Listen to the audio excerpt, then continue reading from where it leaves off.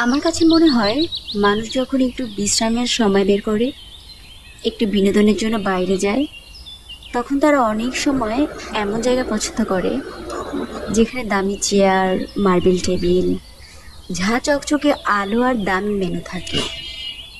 একটা রেস্টুরেন্টে বসে কিছু সময় কাটায়, খায় দায়, ছবি তোলে, বিল দেয়, তাও অনেক বড় অঙ্কের।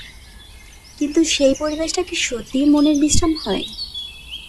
মন খুলে হাসতেও ভাবতে হয় কে দেখছে, পাশের টেবিলের লোক কি ভাবছে, নিজের পোশাক ঠিক আছে কিনা, শব্দ বেশি হচ্ছে না তো।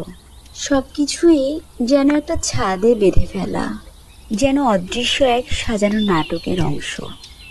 আর তার মধ্য দিয়েই খাবার খেয়ে আবার সময় দেখে উঠে আসা।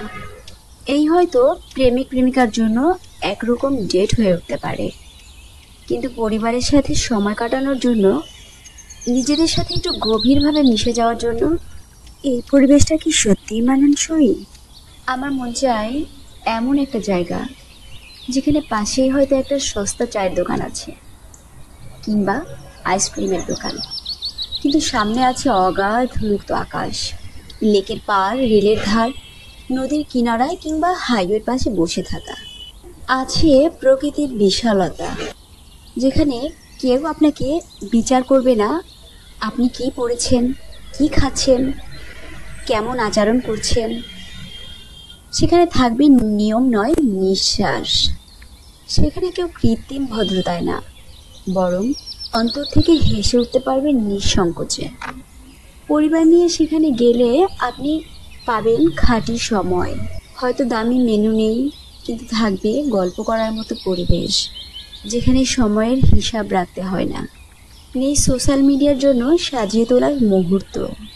এখানে নেই কোনো উচ্চবিত্তের ভিড়।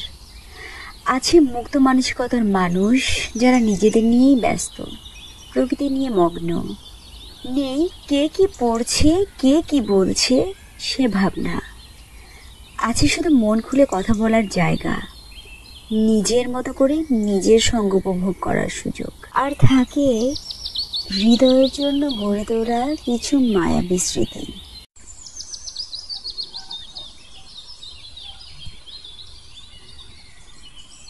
প্রেমের জন্য রেস্টুরেন্টই ঠিক আছে, কিন্তু পরিবারের জন্য চাই